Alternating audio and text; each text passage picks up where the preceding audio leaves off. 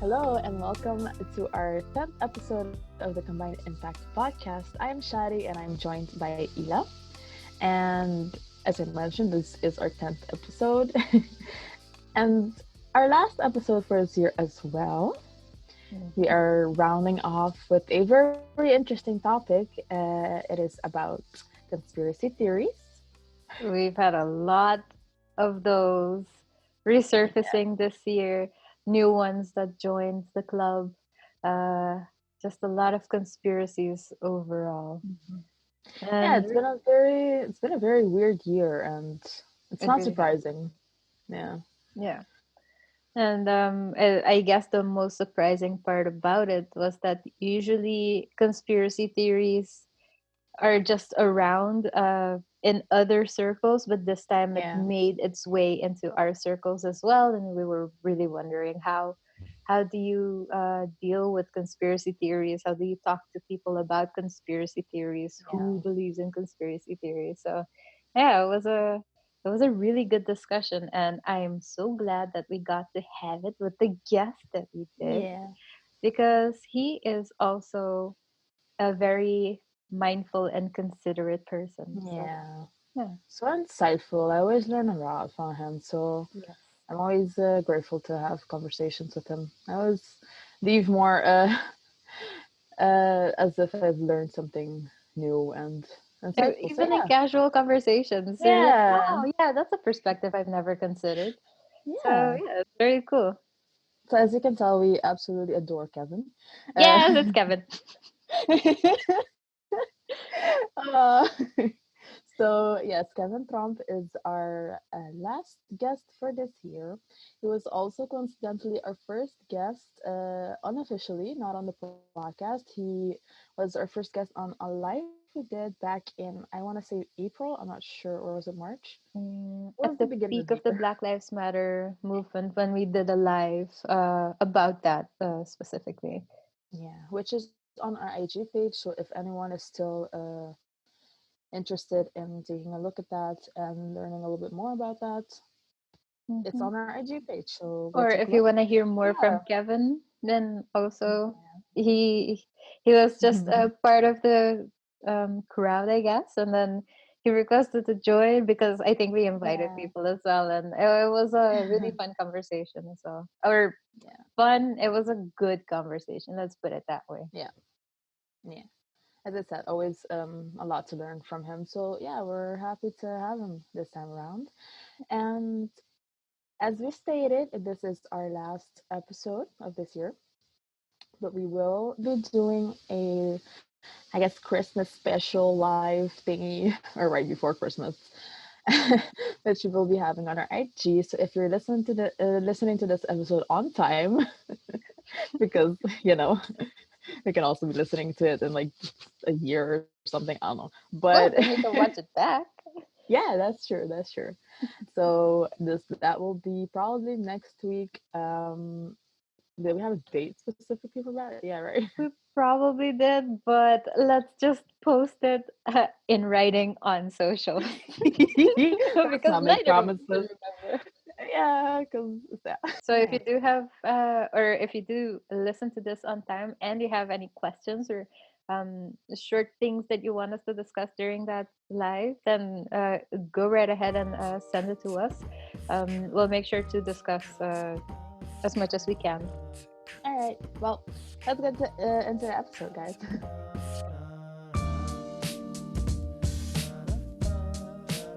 All right, so we have Kevin with us today, who, might I add, I just remembered, was also technically our first unofficial guest on the podcast ever, which was that one time. Remember when we went live with the Black Lives Matter Yeah, live on on Instagram. Instagram? Oh Yeah. yeah, yeah.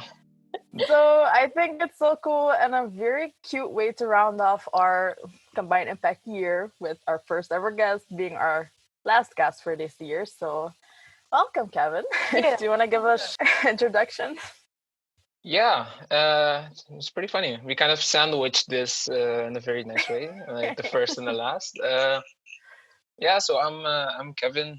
I am from Curacao, and my dad is from Aruba, if that is interesting at all. And I am an animal nutritionist, working in the Netherlands right now. Yeah. And why did you? Besides that, Sorry, I was gonna ask, why did you choose this topic, or how, if you could tell the people yeah, how we came to this topic. yeah. The topic of conspiracy theories is interesting to me because I like stories in general. Like, I've always been a sucker for stories, and conspiracy theories make for very intriguing storylines. Sometimes they are outrageous, but that's also what makes them interesting. Yeah. And I think during these Corona times, the conspiracy theories kind of gained traction again, or they never went away, but you got new ones. Some conspiracy theories got combined into like this Frankensteinian monster. So yeah, it's something that does intrigue me in a very horrifying way sometimes. Yeah, I Well get put. that. Being a history teacher, I can relate to, when you're so interested in certain topics and aspects, no matter how horrible they are, but you want to learn about why it happens and these type of things. So I do understand that need, or like that, what triggers or what like draws people to conspiracy theories. So yeah, that's pretty cool. All right, I want to start off with a short, I guess, description of what we understand to be conspiracy theory in order so everyone's on the same page, I guess. But so technically, conspiracy theories are defined as a theory that rejects the standard explanation for an event and instead credits a covert group or organization with carrying out a secret plot. It's just basically a belief that a particular unexplained event was caused by such a covert group or a government body, etc. And that the idea that many important political events or economic and social trends are the products of deceptive plots that are largely unknown to the general public. So all in all, basically, not being people not believing the general status quo or the what the explanation is for something and choosing to instead believe, no, this probably has to do with the government trying to trick us in a way, or some group having this elaborate plan for the world, etc. And that's generally what people understand under conspiracy theories. Yeah. Yeah. And I also thought it was important to mention the difference between conspiracy theories and misinformation, because misinformation, of course, also exists, but that is basically false information that the people who spread know is false, or the people who initially spread it know is false, and they spread it still with malicious intention. Then conspiracy theories can sometimes be that, but sometimes they're literally just people not being able to believe what is generally considered to be the truth. And then either they come up with their own theory, or they come across a different theory that makes more sense to them. And then Yeah. this might be a conspiracy theory. And some very rare cases, conspiracy theories do end up being true. I Oh can't yeah. think of an example, Oh but hell yeah. But yeah, well, I it's definitely worth not um, calling people idiots for believing in conspiracy theories immediately, because you just don't know enough to be able to say this is definitely true or this is definitely false. In some cases, of course, it is the earth yeah. is round, but in a few other I mean, cases, it's worth listening to people about it. Yeah. Well, the thing about conspiracy theories is that there is some logic employed in it as well, and that makes it more difficult to tackle than if someone would just shout something that's nonsensical. And sometimes a yeah. conspiracy theory can seem on the surface more logical than a truthful explanation. Yeah, and sometimes you can also see conspiracy theories that do start out with actual facts, and just the way they arrive to their conclusion is very different. But I Yeah. think what you said, it's because they do. come off in some cases very much factual, that people tend to believe them. And Yeah, as you said, like in this, we have in when you look back in history, you do have a lot of instances, especially when you look at conspiracy theories surrounding government operations like the CIA, who have been deemed to be true and things like this, especially yeah, in the way, secret government organizations carry out plots or whatever in different countries. And once these yeah, things are like, I'm saying it's very rare, but when they do turn out to be true, it just feeds that whole um, this balance of trusting your government and just believing they have to be working against us. That also has to do with your circle of people, because I don't know if you guys have had this in, for example, high school. That whole, I'm pretty sure everyone has gone through a Illuminati phase at some point. I definitely heard about it. I I actually didn't, but go ahead. You're projecting.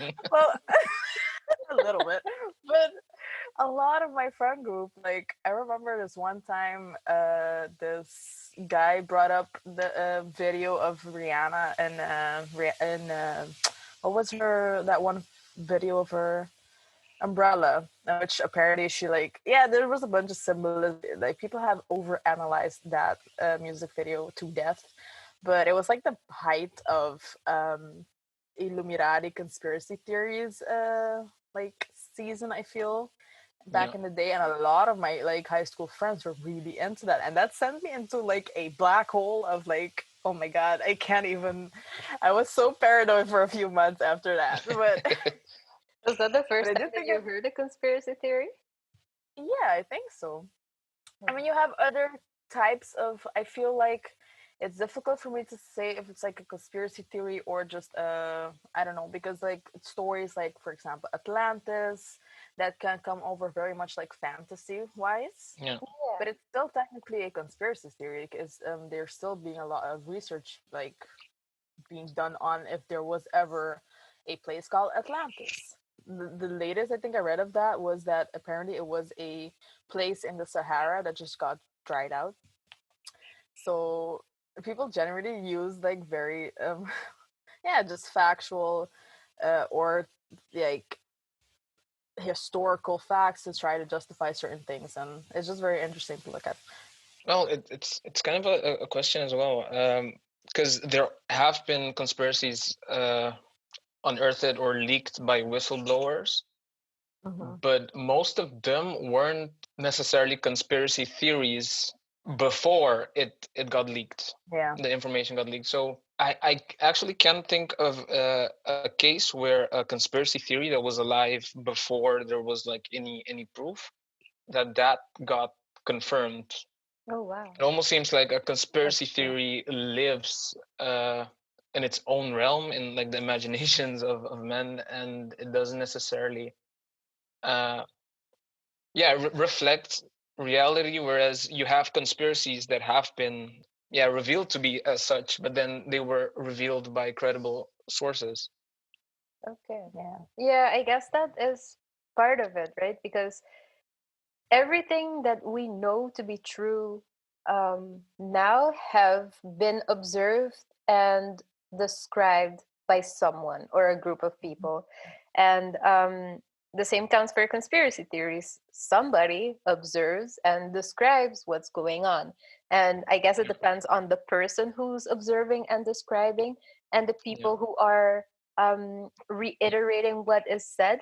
But yeah, if it's somebody from academia, from that ivory tower, then suddenly everybody more readily accepts it as true compared to Mm-hmm. yeah, somebody who is just a person who doesn't have many diplomas. But maybe Yeah. that yeah, person is just as smart, maybe that person is just as capable of observing and truly understanding what is happening and coming up with theories. But maybe that yeah, person is also Yeah. just extremely creative and not in touch with reality. And that's what makes it difficult, because with some people, we're very comfortable saying what they say is true, and with other people, we're more comfortable just discrediting them immediately without even considering if it might be true.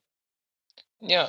Well, one interesting thing about conspiracy theories is it's often based, as you already mentioned, on observations. So it's not necessarily that they are seeing something that isn't there, but they connect dots in a more, I would say, elaborate way. Mm-hmm. Because if you look at the world, like we are largely controlled by people in power. If you look at we have leerplicht. We've been studying, Yeah. educated. Like, let's say we were molded by society, and there are so many rules pretty much imposed on us since birth. You have people in power, whether that's because they are in government or they just have money.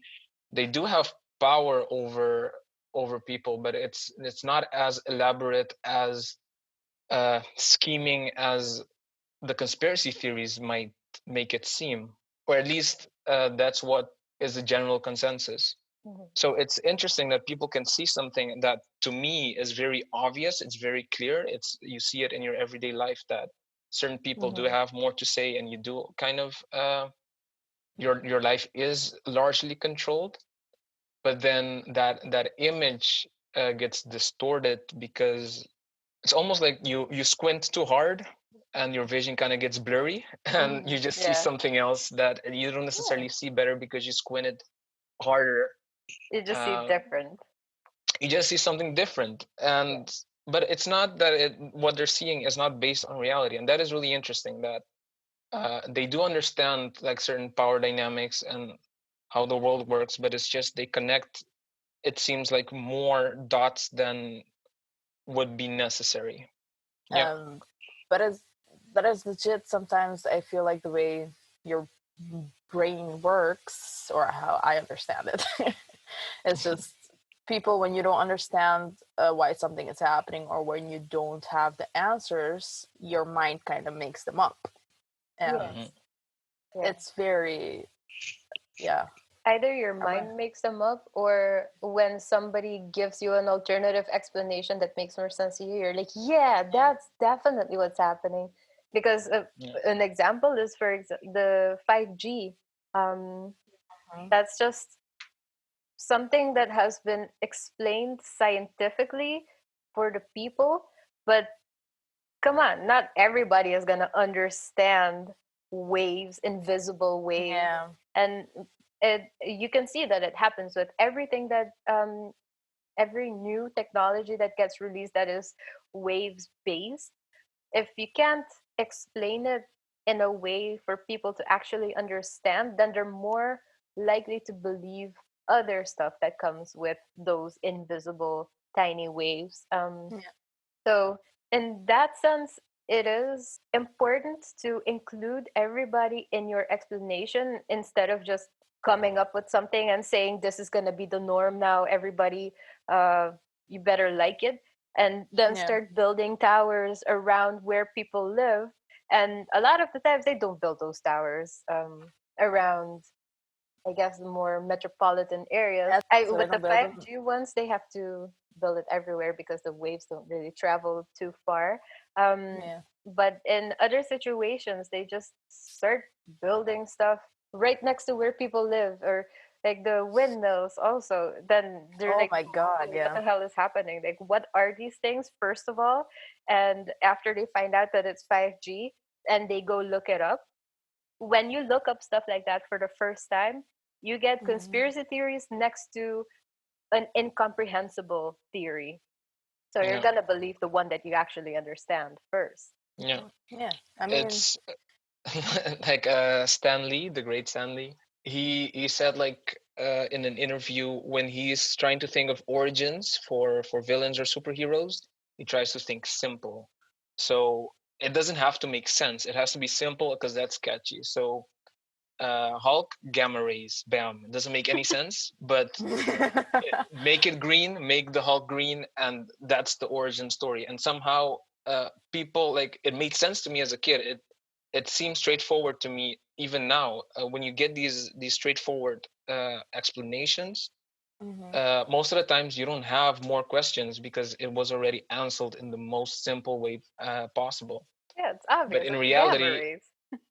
exactly. But in reality, a lot of things have like a uh, more complicated explanation that requires sometimes even technical knowledge that a lot of people lack, myself Yeah. included. So I understand then that if you're Googling something, that the one thing, even if you don't necessarily believe the one more than the other, the more simple explanation is going to be remembered more Yeah. easily. Yeah, yeah, that's very Yeah. true.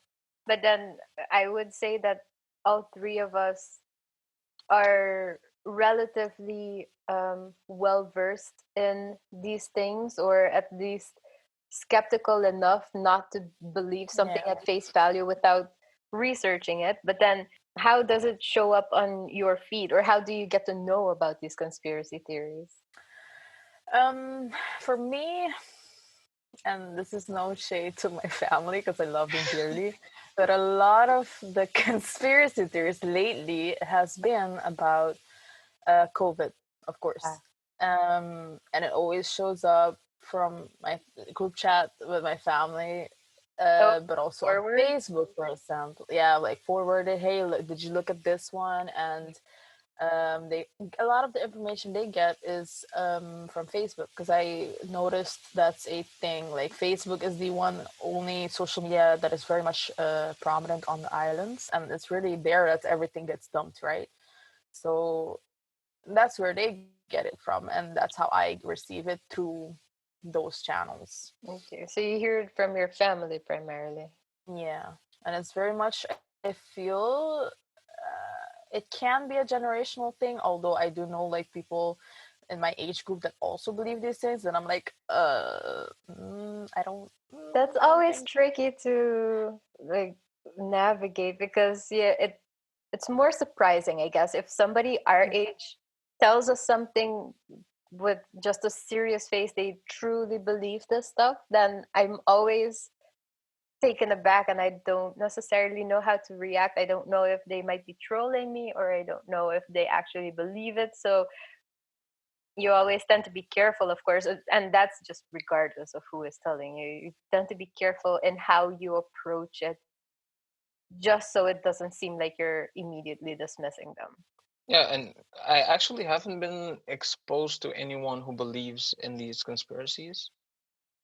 Uh, I know people who are, let's say, uh, a bit skeptical about reality, so they still like they don't actually necessarily buy into the anti-vax movement, for example, but they're not comfortable with it either. They don't have the knowledge to. They feel like they don't have the knowledge to discern what is true and what isn't. Mm-hmm. So I think it's also maybe important to remember that there are people who are just undecided, who kind of recognize that they can't. They try to read on both things, but it's yeah they can't really make a decision on it because maybe they don't feel they have the knowledge to do so. Okay, wow. I'm Uh, glad you brought that up, because I think that is a seriously underrated thing, just being undecided. And also saying, Mm-hmm. you know what, I'm not informed enough to speak on this, because I honestly either haven't been interested in clarifying it for myself, or I honestly don't understand either side. So I can't say I believe one way or the other, but it feels like people are strangely attached to the idea of having to choose one or the other. And you don't Mm-hmm. have to. You can also be undecided. You can also be still waiting to see what you actually think about this. So I'm really glad that you brought that up. Yeah, I think it's also kind of we really like to pretend it's the easiest thing to distinguish facts from not facts. What's the other word for facts? Uh, False. Opinions. I literally teach this in class. So anyways, I hope nobody. But yeah, so it's really hard to distinguish between facts and opinions. It's really way more harder than people believe it is, and you have to have tools in order to realize when a news source is actually fake or not, when a paper written online is fake or may not be as factual as it leads to, especially if people we're so stuck to the idea of if something sounds super academical and with all these big fancy words, it must be true, right? And they Yeah. must have a truth to them in a Yeah. way as well. And so it's really hard for people to know exactly how to distinguish that, because Yeah. our brains, like I said, we process certain things faster, or we our brains accept certain things faster, and this makes it harder to realize, oh, maybe I should take a better look at this. Yeah, because Yeah. they really do try to fool you in that sense by making it look like an official academic paper. In some cases, it like with the autism thing, it literally Yeah, was an academic paper by a person who made it up. And yeah, that one paper has been cited so many times. And then there are so many other papers who yeah, disprove that theory. But Yeah. still, because the one paper resonated with so many people, they still choose to believe it, and it's legit. It's a scientist who came up with that. It's like they've used all of the fancy words, right? Like it's got the font, it's got the title, yeah, and then the people who wrote it, it's got an yeah. abstract, a method, all of that stuff. So it must be true, and that's the type of stuff as well that you might know because of experience or because of studies, for example, that something could be true, something seems a bit suspiciously speculative. So they use a lot of non conclusive words, might have an effect, or there's a correlation, but not necessarily causation, or there Yeah. seems to be a correlation. All of those words that we've been taught to recognize as red flags in Hmm. science in general, just like, oh, if you see too many of these words in this paper, then you know that this person was really grasping at anything to just Yeah. get this one piece of paper published. um, but you can't expect everybody to have the same training as we've had. So in Hmm. that sense, especially with the vaccine and with COVID, that it's something completely new, how can you possibly point to anything that's true or false, because Yeah, everything it's that's being new. written is new. So the false as well as the true information is all completely new. And the people who maliciously spread misinformation know what a quote unquote true paper should look like. So they just make it look like that. And then boom, you've got it. You've got Yeah. your conspiracy theory. But so it's when you look at how many papers kind of debunked the anti-vax theory, Hmm. uh, but still somehow the combined impact of all those papers kind of couldn't stop just the one paper completely, you know? Yeah. So what is it about conspiracy theories then that is so intriguing, that is so powerful? Part of it, I think, also has to do with how the news media reports on science, because Yeah. sometimes you see an article and you think, I feel like you're being more conclusive than one study can actually be. Yeah. And you go Especially look if at the it's just source one material. study. Yeah. And then you go to the source material and you're like, okay, but so the news media kind of misreported it, and I don't think it's on purpose. I think it's not understanding how to report on science. But it is hard because science oftentimes is not very, even a relatively good study will not speak in absolute terms. Because But you're not Hmm. we supposed to. know, but people respond to absolute messages. Yeah. Yeah. It's more comforting to know absolutely if I have something in my hand and I let go of it, it will drop. Instead of Yeah. saying if I have something in my hand and I let go of it, science shows that there's a very good chance that it will probably drop. Yeah. Also, I think it's Thank you so much for the the very clever wordplay. It's that was awesome. I just need all of you to know that Kevin is doing finger guns now because he. But yeah, that was Whatever you imagined, it looked cooler than that. Yeah, it did, it did. I true. agree. Yes. Guaranteed. Absolutely. Guaranteed. Yeah. Oh my god.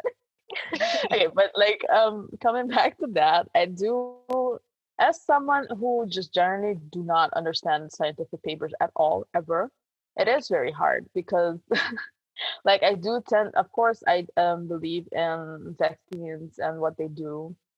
But if you ask me, or if an anti-vaxxer was to ask me any of these things, well, how are you sure? It's like I wouldn't know how to answer them because I don't know anything about vaccines or how they work, or any medical terms. I just know it does this to protect you from that. That's it. Yeah. And I only Yeah. know because, to be honest, because I know enough people that have, you know, taught me or told me about why it is effective, bumponess, but Yeah. Yeah. it's hard for me to be like, oh yeah, I don't, when I talk to an anti-vaxxer, or when you see anti-vaxxers that are trying to, explain why it's bad or whatever, I don't know how to tell them that it's what they're saying or thinking is technically not accurate, or oftentimes very harmful, because when you look at it, anti-vaxxers, to me, it's very ableist when it comes to autism. And Yeah. that's Yeah. dangerous because you're Ever creating Yeah. would violence. never Uh, ever in your entire life want your kid to have autism, right? Like, yeah, it's like that's such saying, a what do you bullshit mean? thing Like, to say. yeah. So, like, I guess death is better than autism. That's what you're saying, because your child will eventually, like, not be able to survive these different Polio, polio or measles. Yeah. measles or these things, and they can lead to death. And you're saying that's super That's ableist. better than autism. Yeah. Yeah, and it's So very, very violent towards autistic people. So it's in a way you do want to debunk these things in order to make sure these groups of people aren't attacked, or but it's so hard to know how to do that if you can't explain these things, because again, when you look at like science research papers, all these things, it's just written in such a way that the general public is not going to understand, Yeah. and they don't And yeah. care either to make it understandable to us, exactly. tampoco. They don't That's Yeah. care that the general public can't understand, because in their, like you the perfect description you used, in their ivory tower, it's all that matters. yeah. Yeah.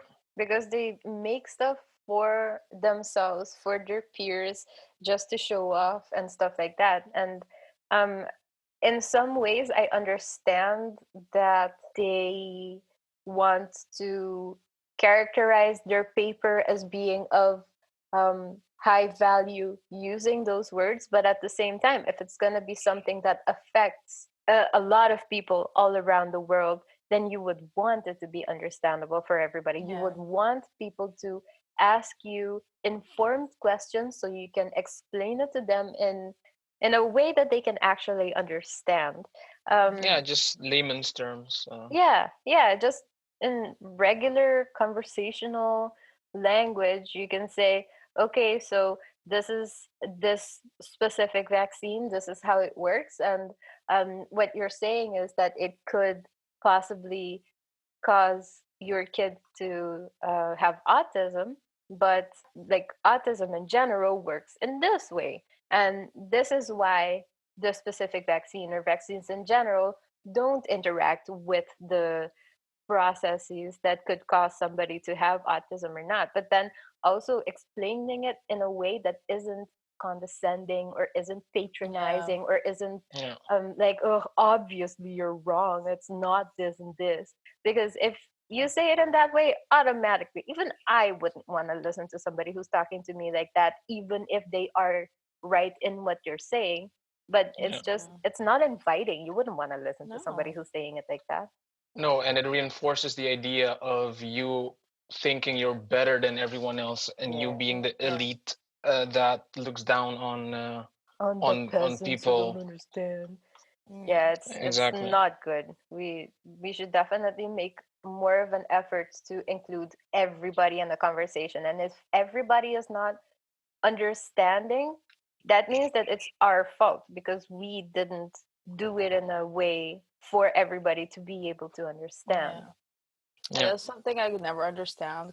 I get it from being a non STEM major. I don't know how else to describe it, Yeah. but like being someone that doesn't understand sciences in general, or but um, always being around these type of people, especially who have very elitist. But let's be honest, the higher up you are in these universitarian like levels, the elitist your thought pattern is. And the more I was around these people, it doesn't matter if they were right or wrong. I just constantly had that feeling of you're being condescending. Me being a petty person just automatically my first response is to just automatically cast it away. Like, I don't care Yeah. what you're saying to me. I don't care if you're right or wrong. Just the way you're talking to me, the way you're addressing me, just makes me feel like you don't respect me as a person. So why would I even care about what you got to say to me? That constant barrier is, or that it creates that barrier that is so hard to It's very break down. alienating.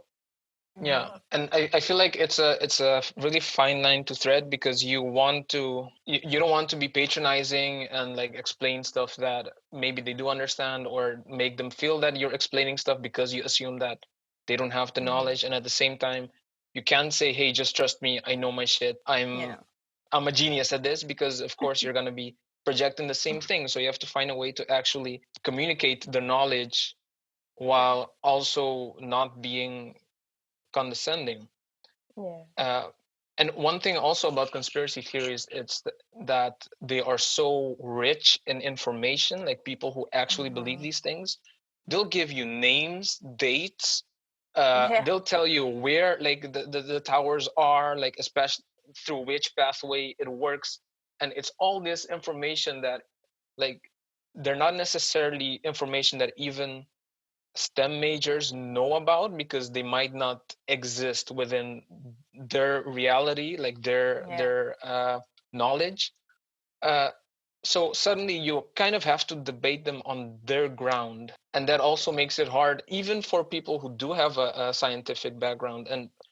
And if you don't, then that's still hard because they have information and you don't, and sometimes Yeah. they actually know more about this than you do.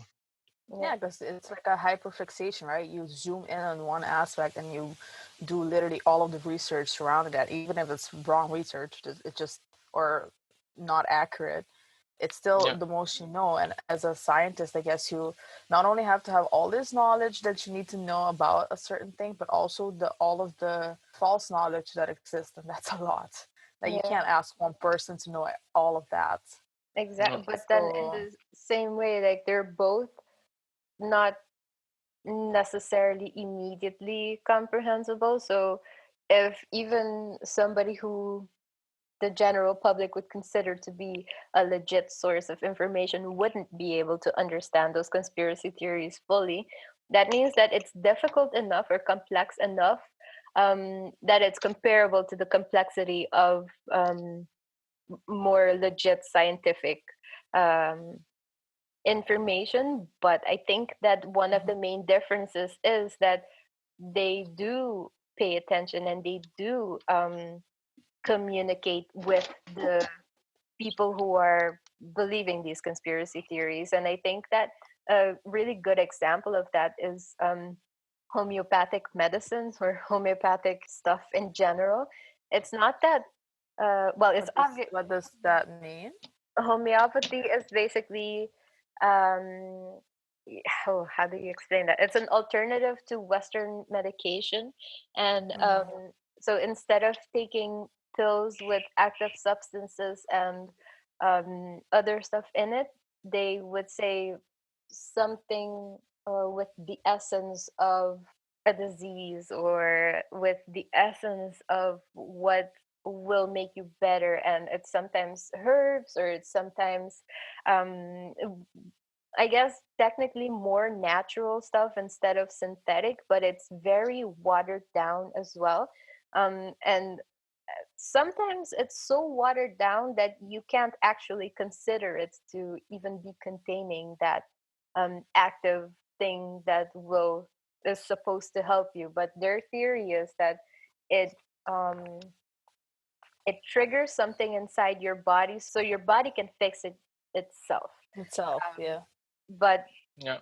the I think the difference between homeopathy and Western medicine is that in homeopathy they focus a lot on the patient. They give you a lot of time, they listen to what your concerns are, they really focus a lot on the symptoms, and they let you tell them everything else about your life, and then they give you water or they give you like a tea or something like that, and then you do feel like you're becoming better, when a lot of the times you just have to wait a little bit, and then your body, without taking anything special, your body has an immune system, so your body is already um, fixing itself from the inside.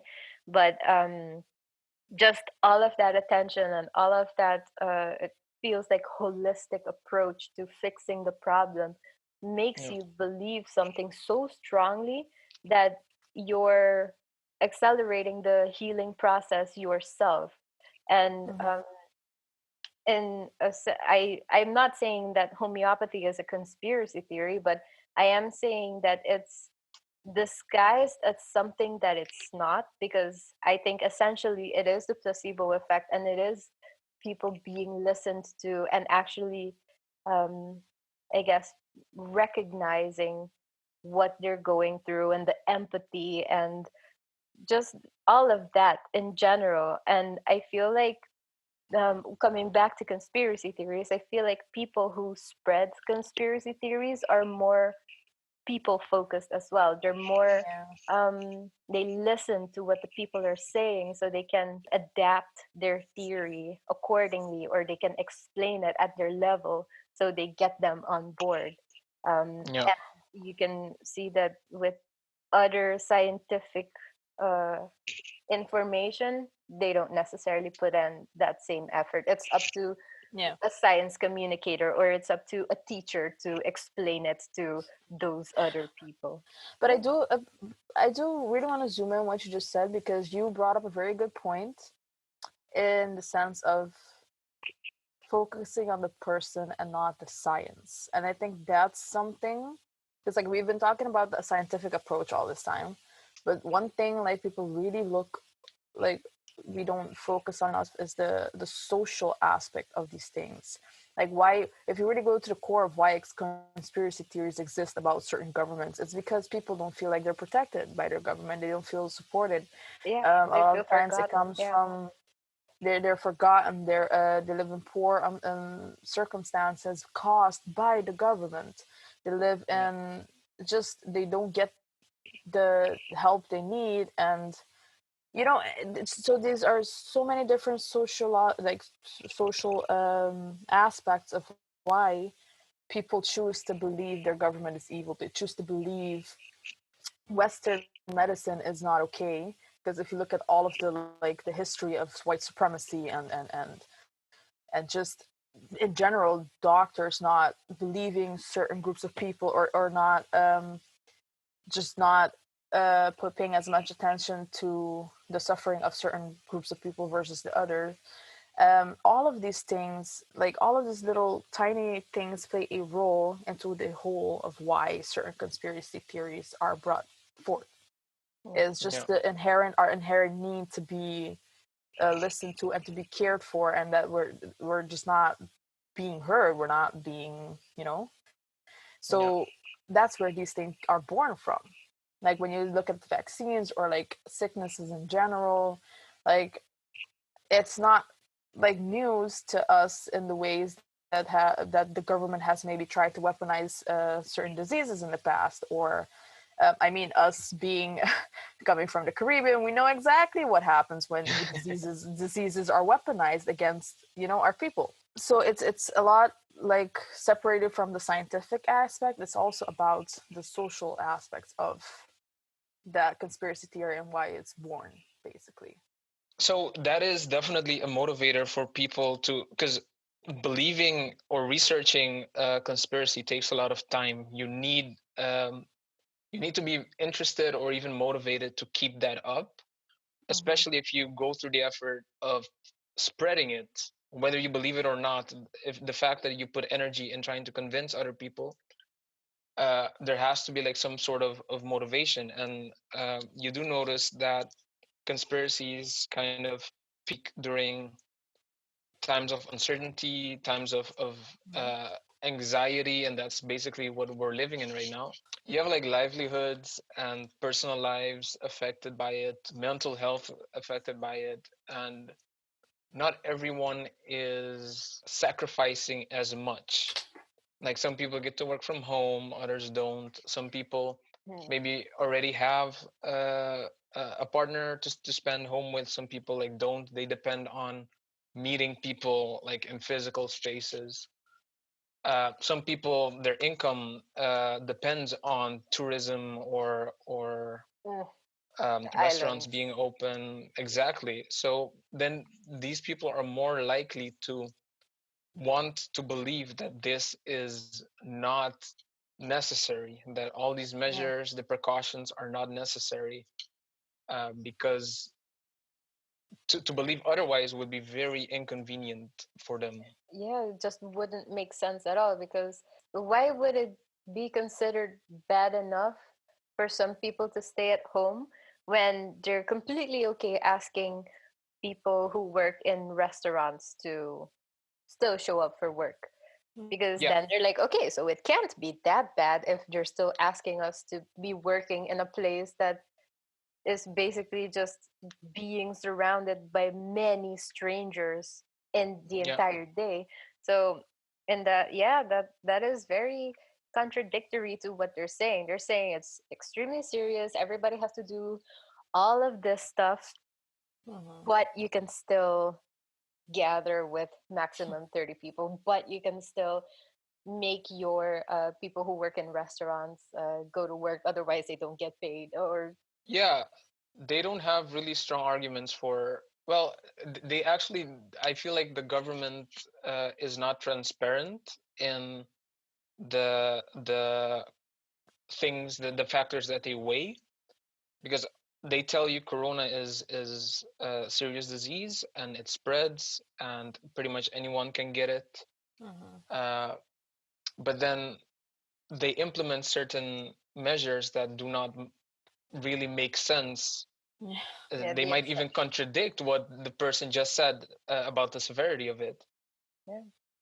And a So lot this of the gives, times the reason is money. And if Yeah. you're a person who doesn't have a lot of money and a decision on your health is being made because of money, of yeah, course you're gonna believe that they're out to get you, or that they're specifically targeting you so they can keep the money for themselves. And Yeah. yeah, they yeah, don't care if you have money or not. They don't care if you have food or not, because apparently they're still making you go out and do stuff for them while they can stay at home and decide for all of the rest of society what's going to happen. yeah.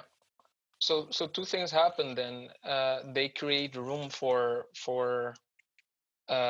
interpretation, for you to say maybe they're contradicting themselves, and I've uh, at least part of their actions suggest that what they're saying isn't true.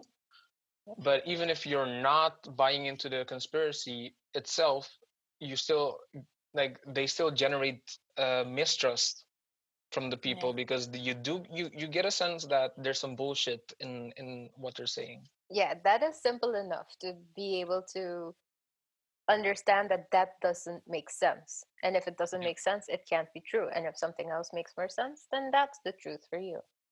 yeah. So one of the things that really don't make sense, if you're purely talking about stopping corona, is just schools being open, Oh my God. Yeah. which is really one of those things. And if you look at before the summer, they opened just before the summer, and Yeah. you're like, they could have just waited, they could have just extended the period. But obviously they're taking other things into account. Like, everyone thought, hey, but okay, so the kids maybe don't get super sick, but you have teachers, you do have parents, they Yeah. can still make their Yeah, parents sick. yeah, they still go Everyone, home to their families. Yeah. It's really Literally hard everyone because followed that train of thought. it's hard when you because the truth is, or the fact is, we live in a post-capitalistic society in which profit um, is where we take profit over human lives. It's just Mm. how it is. Yep. Yeah. It's And because literally of part of that, the decision.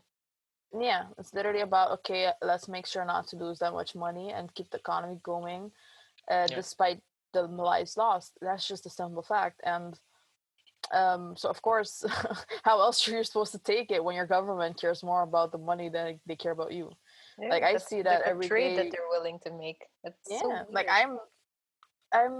I'm a teacher right now. I'm teaching, and I can't tell we're in a pandemic because I literally am in classrooms full of 30 or more kids every day. Yes, sure, we have rules about wearing or face masks and all of these things, but it doesn't matter. And Yeah. as much as we try to implement different ways of, like, I guess, protecting ourselves um, at school, it's still kind of irrelevant at some point, especially when you're walking around with so many people in the same building, and it's just and a lot of the times people don't take it seriously either. So I mean, how can you expect kids to take something seriously that adults don't take seriously themselves? Yeah, exactly. That's the example Yeah. that So especially if your government is like, oh, sad, like I don't know, uh, please stay inside, we strongly and advise.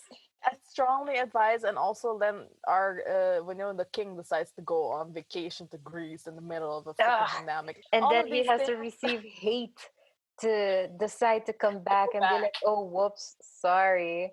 Like I didn't Yeah. really, think about and this. we would assume that he's smart, and everybody surrounding him and his family. We. Uh, I think. what we, I Are we mean, allowed the royal we, for lack of a better term, but to? let's just say that it is I don't assumed know what that the they're rules are smart. about speaking against the king. So that's not. I Oh, meant a actually, yeah, there hypothetical are king, rules. actually. There Yeah. are rules. Oh Yeah, no, there are. I Listen, am that's so sorry. not. It's fine, but we all got the point. It's definitely like it's very frustrating when you have people that are in power, not only in the Netherlands but everywhere, that are just like reckless, and then you expect the public to follow certain guidelines and rules and stuff like that, and fall in line Yeah. basically. Yeah. But it's so it's really hard and very stressful to be on the side of like, yes, we need to keep everyone safe and everyone should be following these rules, but nobody wants to.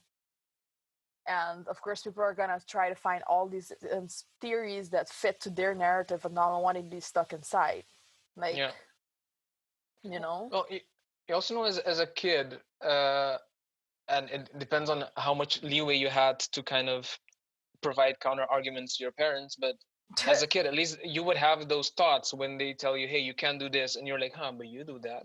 Why can you Yeah, do it and I can't?" Exactly. Or all um, the time.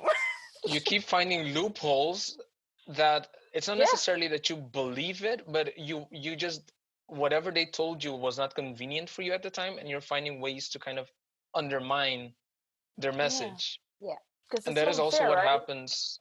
Yeah, Yeah, and that is also because what it's so. happens like when Mhm. they say, "Hey, we're going to do this," and I don't like the measures that they gave me, I'm going to be like, "Hey, but why are we doing this and we're not doing that? Why is that still open? That doesn't make any sense. Yeah. Why did we close that? That doesn't, like, you can see the pie chart of the sources of most infections and look at the measures where they decided to kind of curb the disease. It doesn't really match." Yeah. And then, Yeah, especially as you said, if they don't give you the true reason, or if they're not completely transparent about the yeah. reason why they came to that conclusion, then I mean, No, yeah, you're not it's gonna very trust it. You're not gonna understandable believe that it. people, yeah, that they're not gonna trust it. They feel betrayed. They actually believe that the government is out to get them and all that stuff. Yeah. Um, so yeah, it's definitely being included, being considered, and also true. The people who are making the decisions truly have to understand who they are talking about and Hmm. who these measures are going to affect. And I think that they honestly don't. No, They there's a aren't huge going. disconnect. Yeah, There's there's Yeah. a huge disconnect between they like, live in their bubble. yeah, yeah, they really do. But then Yeah. so the COVID situation, the government is living in a bubble, and in situations of vaccines in general, the scientists are living in a bubble. With 5G, I guess the people who are the telecom people are living in a bubble as well. So these are all the organizations or the instances that are in power or that are calling the shots. They don't care to go into conversation with the people who are believing these conspiracy theories, and then there's no way to I guess combat that or work against conspiracy theories spreading, because you just aren't interested in going into that conversation, or you leave it up to Hmm. somebody else. I Yeah. don't know. It's hard to know what the solutions are to stop misinformation because it transcends so many things like classism, elitism, capitalism. All of these things play a role in why people can't meet each other halfway. Now, of Yeah. course, there are like boundaries. I feel, of course, because like some conspiracy theories are very much racist and ableist and all these type of things that I do believe that just there's no meeting someone halfway Yeah, in that sense.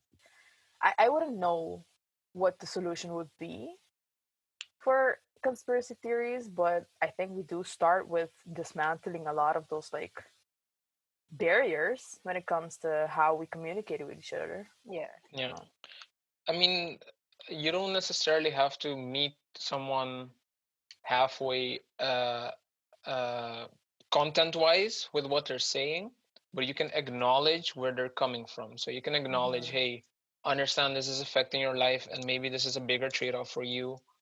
Uh, and you're not being taken care of, for example, or well, in certain cases, like you said, Shadi, the where they're coming from is not a good place. So with the anti-vax that they're Mhm. ableist and they're kind of terrified of having a kid with autism, Yeah. then maybe that's not something that you want to acknowledge, or at least you don't want to tell them that's okay.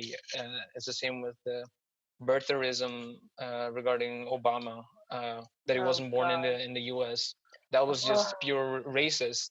yeah, Yeah. yeah, So there's no point in meeting them halfway, but certain things I think you can definitely start by acknowledging, hey, you have valid concerns, you are not being taken care of, sometimes you are in a somewhat vulnerable, if not almost helpless situation, because you're not getting help from the people who are saying they're helping you.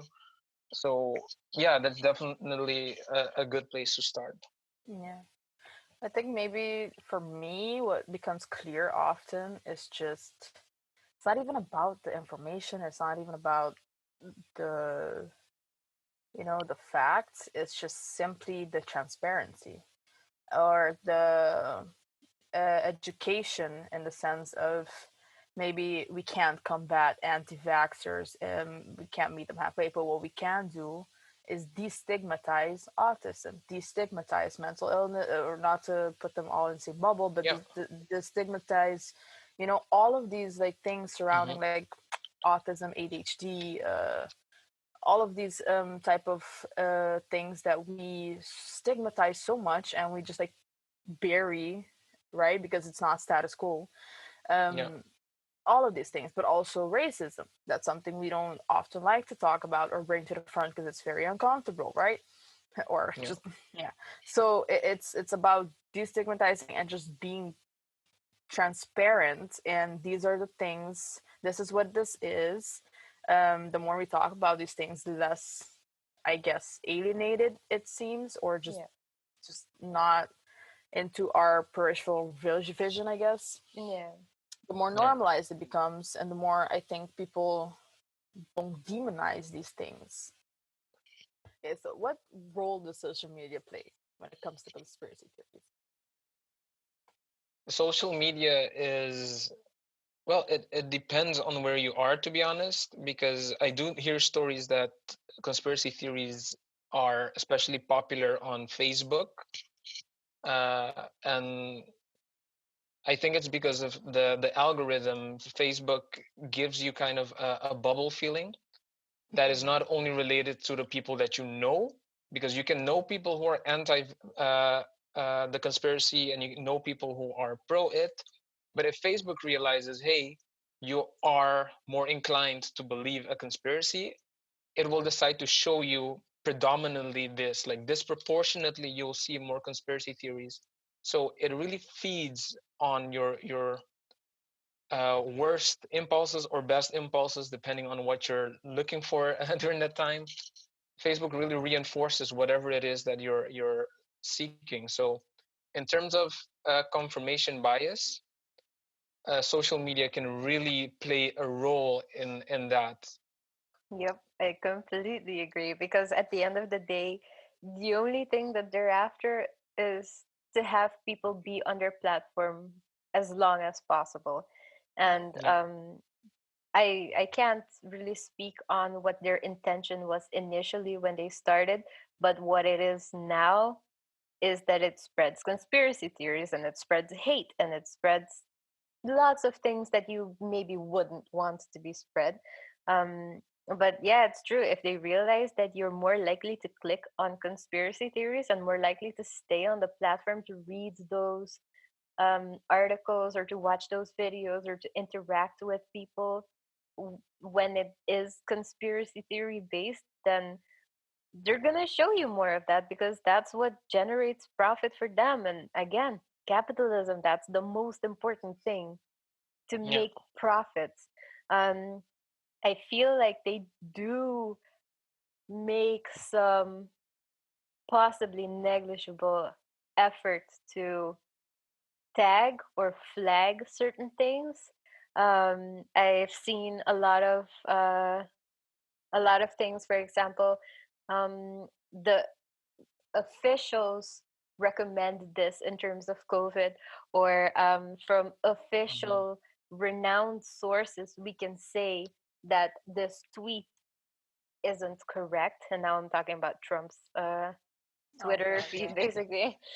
yeah, So they do make those small little efforts, but I don't think that that's enough. I don't think that it combats the feeds that they're curating for people who end up in that conspiracy spiral. Because if you're still going to be showing them mostly things that aren't based in reality, then what's the point of flagging them? Because just like with us, if we have post-it notes everywhere to remind us of things, and after a certain point we don't really see those post-it notes anymore because we get used to them, then you can have all of the tweets on your feed tagged, but after a certain point you're not gonna notice those tags anymore. It's just gonna no. become part of the feed, and Yeah.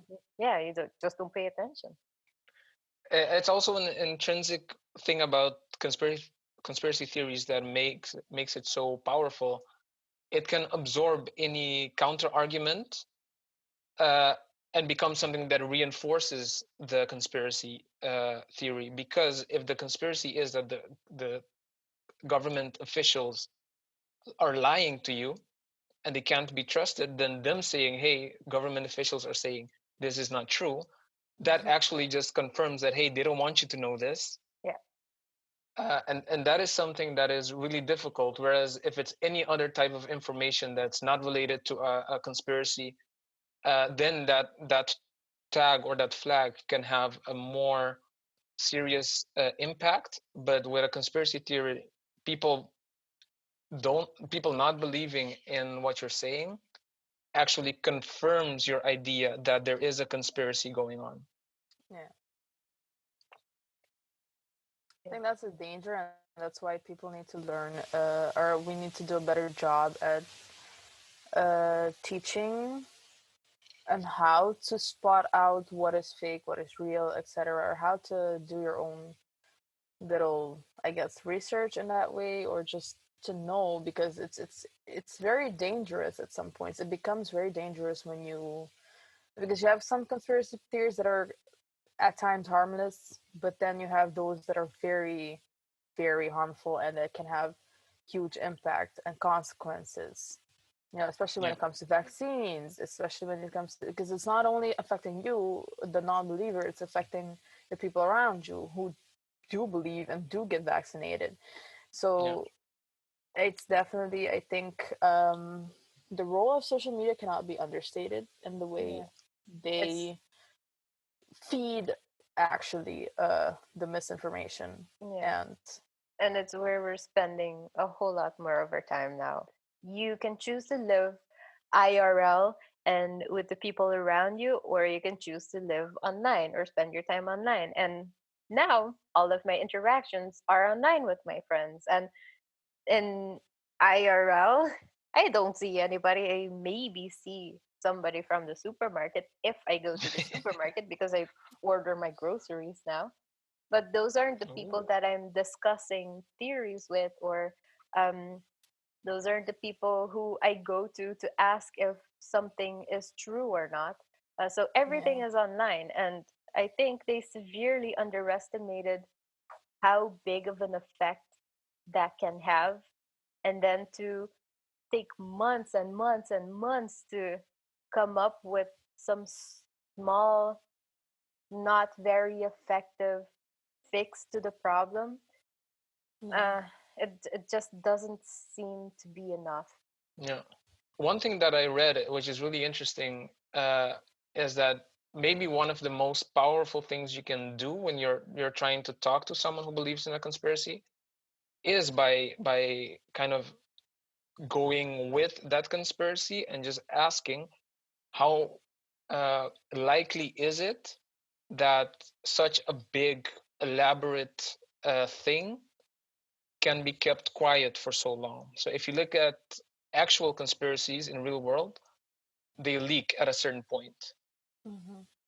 Uh, they leak because the more people you involve in your conspiracy, the more likely it is that someone uh, will say something. Even Mhm. maybe someone who shouldn't, or someone will leak it on purpose. But for example, in Wuhan, before the COVID SARS was even verified, there was the doctor who kind of accidentally leaked it by telling his friends, "Hey, we see some symptoms here of something that might be a new form of SARS." And then Mm-hmm. that leaked, and that man became like a whistleblower, which was even Yeah. like accidentally. So how can that kind of leak so fast? But then we believe that the virus was man-made, but no one leaked it, and there's so many people going along with it, so many Yeah. countries working together. What is the likelihood of such an elaborate thing, of phone companies, for example, if you want to incorporate the 5G thing, uh, working together with the government, working together with the scientists, all like trying to control you in this really intricate complot, but somehow there's no one with proof. There's no one who can like. There's no leaker, no, like that is very very unlikely. If you look at, for example, people who say the moon landing is fake, This is an I interesting am one. Yeah. I am not like a video technical person, so I can't tell a real video apart from a fake one.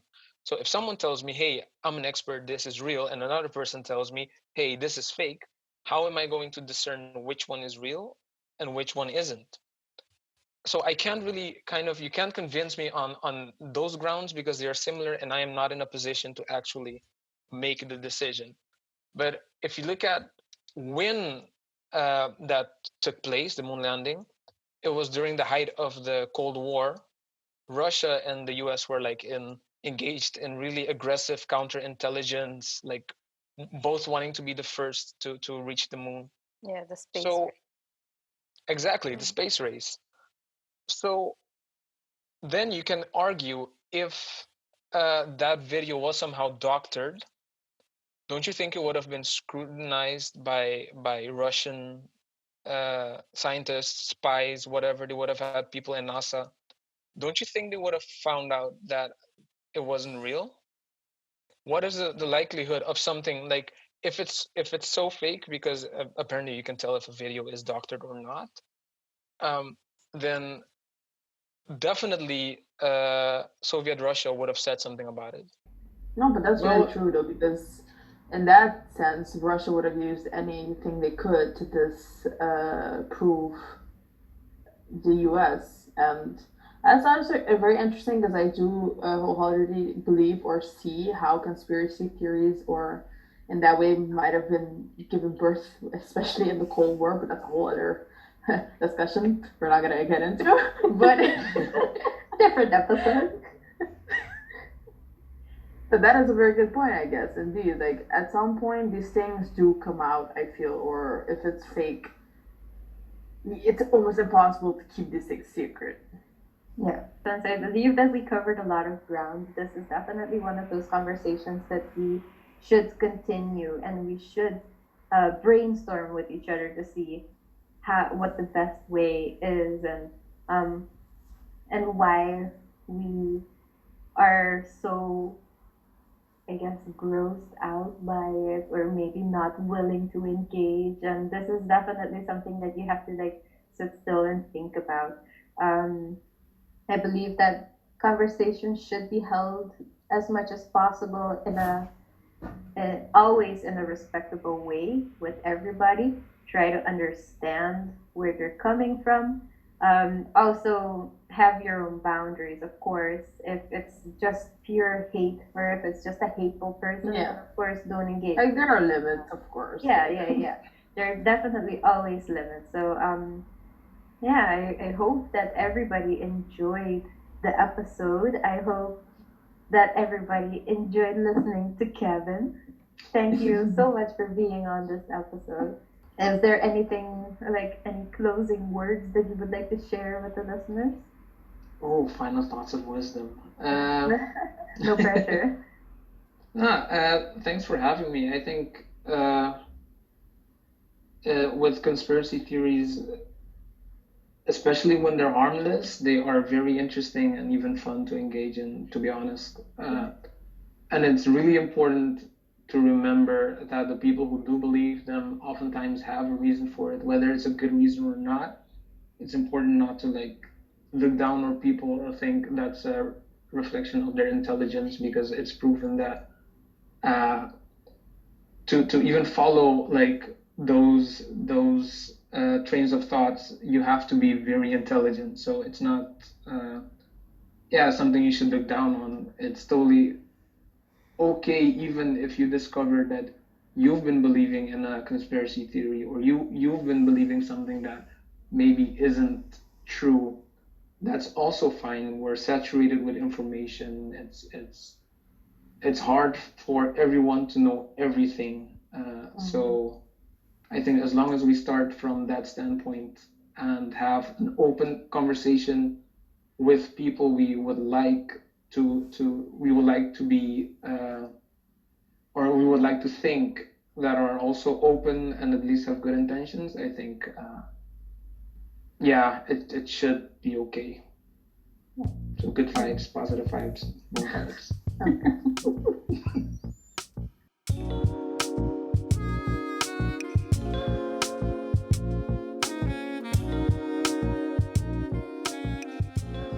All right, guys, that was it for this round. It was a pretty long round, actually. Yes, it was a good conversation. So good, so insightful. It was a lot to edit because it was long, but I think a very important conversation. And yeah, I hope you guys learned a lot from it, as we did. And remain a little bit open and understanding, I guess, in a way.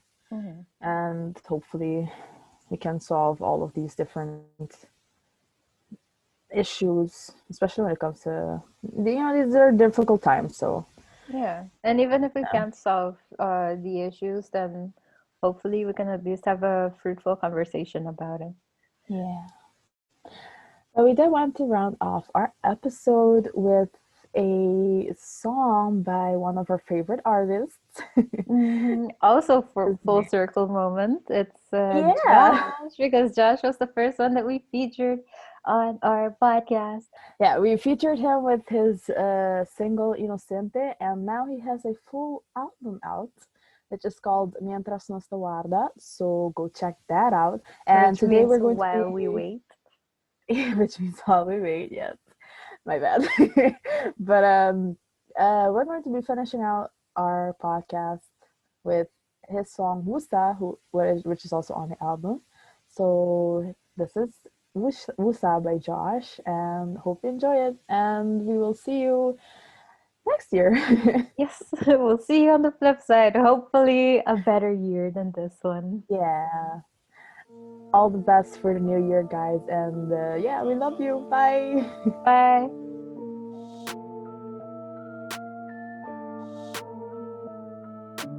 Usa, usa, mane Martin Lawrence, usa. Nunca vou pobisar me com me purba, bom não tem direito de rusga. Se boa me com outro ene usa, mane Martin Lawrence, usa. Nunca vou pobisar me com me purba, bom não tem direito de rusga. Não bom não por rusgar me mami. Usa, digo bota duda. Digo bota busca, me sata que vou gusta. Antes sem nos tursa, me saque mais pra duna, me saque mais pra. Se boque me ainda, posso andar apanhar-me. Quem vai nunca minda, me tarep me barrio, de mi outro dia. Botanha me norte, ele tá sempre bechivas. E você tem que me tá, e eu na mi tá baiendo. Me nem falta nada, me opção não tá rendendo. Bombisami kubo kemino, bombisami bomestemino. Botanami mucho crédito, ma. Minding é paciente. Usa, mane Martin Lawrence, usa. Nunca vou pobisami kumi purba, bom não tem direito de rusga. Se boa me com outro ende usa, mane Martin Lawrence, usa. Nunca vou pobisami kumi purba. Não bom não por os gami mami é que papi comi ela mira mi portrait Unuriba é panto e gusta mi stem ela manda o snap que tem contenido honesto anto é tá sexy assim mami não gasta mi tempo mi tá bira fresco diz do nome motivo pra me queda pisa-me algo pra me saco nota uega e você tem que me tá e eu na mi tá baiendo me nem falta nada mi opção não tá rendendo bombisami cubo kemino bombisami bomestemino botanami mucho crédito ma me nem é paciente usa mane Martin Lawrence usa nunca vou pobisami com me purba bom não tem direito de rusga se boa me com outro ende usa mane Martin Lawrence usa nunca vou pobisami